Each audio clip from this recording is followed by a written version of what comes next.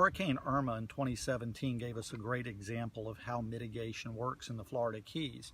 And the example is really given in three different scenarios.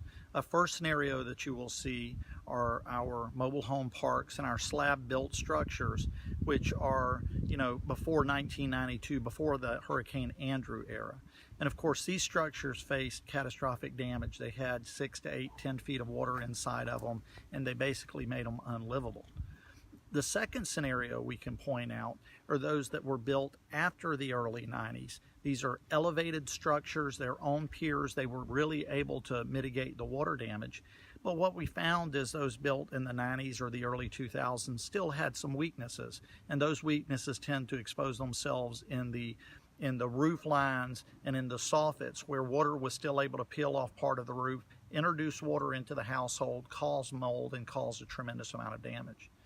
But the third level we want to speak of is much like what's behind me now, and this is the new modern building in the Keys. These are the ones that have been built in the last few years. They're not only built elevated on a pier system, which protects us from the water, but they're built to the highest wind standards, sometimes 185, 200, sometimes even up to 220 miles per hour wind.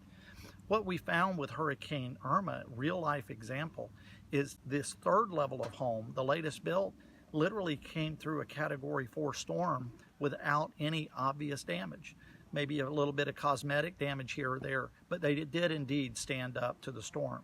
And that really is what a good mitigation program is all about, learning from our mistakes and building a more resilient community.